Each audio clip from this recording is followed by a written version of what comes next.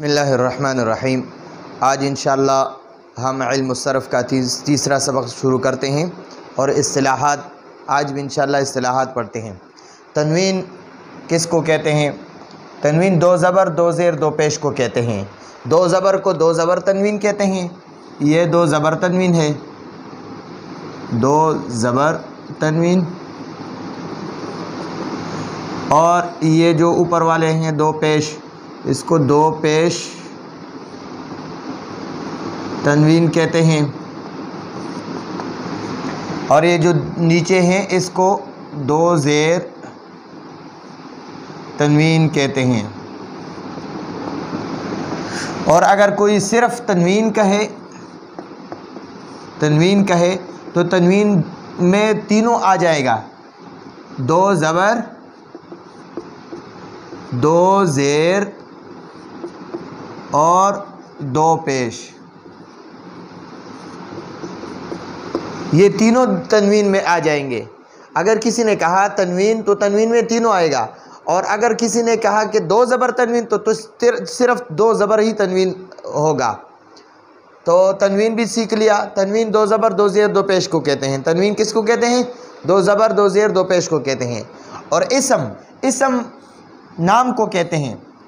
हम इसको उर्दू में नाम कहते हैं और अरबी में इसको इसम कहते हैं। मसलन इसम है ज़ैद, ये एक इसम है। आमर उमर, ये एक इसम है। बकर एक इसम है। महमूद, ये एक इसम है। तो नाम को इसम कहते हैं, नाम को इसम कहते हैं, नाम को इसम कहते हैं। अब फ़ेल किसको कहते हैं? फ़ेल काम को कहते हैं। यानी जितने भी काम है, उठना एक काम है, बैठना एक काम है, चलना एक काम है, लिखना एक काम है, हर काम को फ़ेल कहते हैं। और यानी काम, जितने काम है, जितने काम के नाम है उसको फ़ेल कहते हैं। मसलन काया, पिया, उठा, सोता है या सोएगा, खाता है या खाएगा वगैरह, ये सब काम इसको फ़ेल कहते हैं। जितने काम हैं इसको फ़ेल कहते हैं। अब ज़माना वक़्त को कहते हैं। ज़माना वक़्त को कहते हैं। जितने औक़ात हैं इसको ज़माना कहते हैं। और ज़माने हमेशा तीन ही होते हैं। एक गुज़रा हुआ ज़माना, अभी एक मिनट पहले हमने जो बात किया वो गुज़र गया, तो वो गुज़रा हुआ ज़माना है।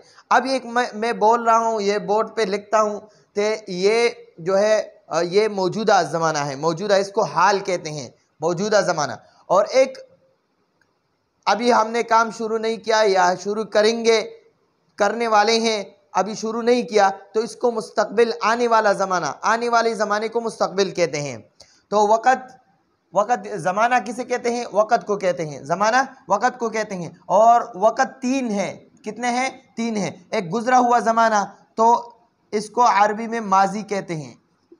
माजी, इसको गुज़रा हुआ ज़माना भी कहते हैं, माजी भी कहते हैं। इंग्लिश में इसको पास्ट कहते हैं, पास्ट।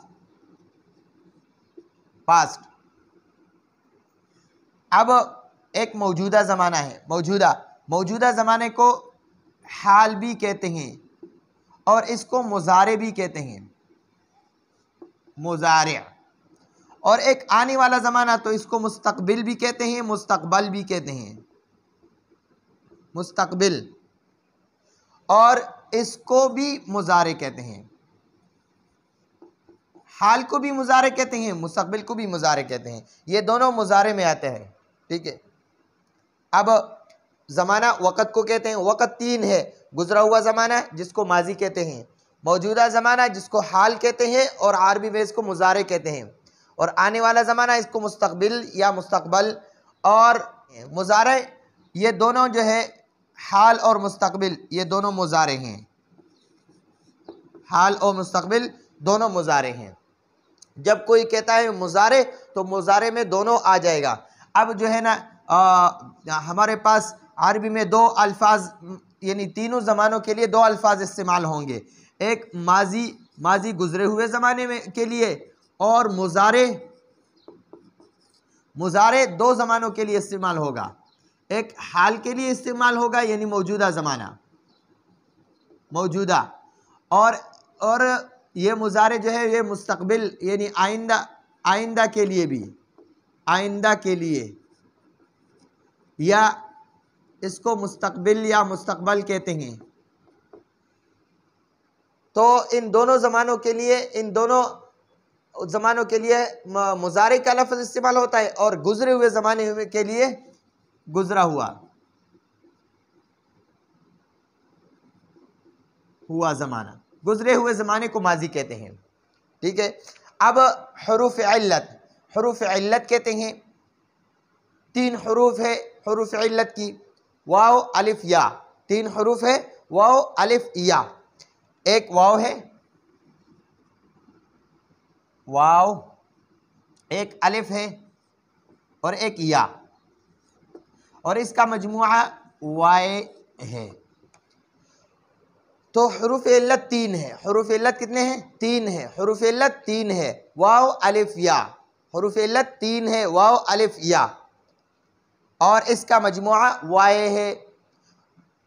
تو علت جو ہے نا، اب علت کو ہم پہچانتے ہیں، یہ علت جو ہے یہ علیل سے بنا ہے، علیل، اور علیل بیمار کو کہتے ہیں، اور بیمار ہمیشہ کمزور ہوتا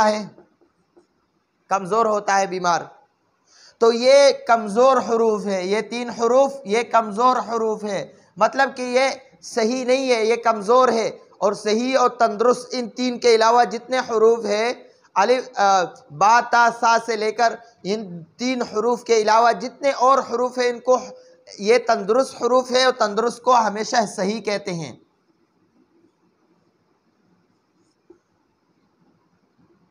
باقی تمام حروف کو صحیح کہتے ہیں، صحیح حروف ہے، اور یہ 3 کمزور ہے، الف واو یا کو کمزور حروف یا حروف علت میں نے آپ کو بتایا کہ علت علیل سے بنا ہے، علیل بیمار کو کہتے ہیں، اور بیمار ہمیشہ کمزور ہوتا ہے، تو یہ 3 حروف کمزور ہے۔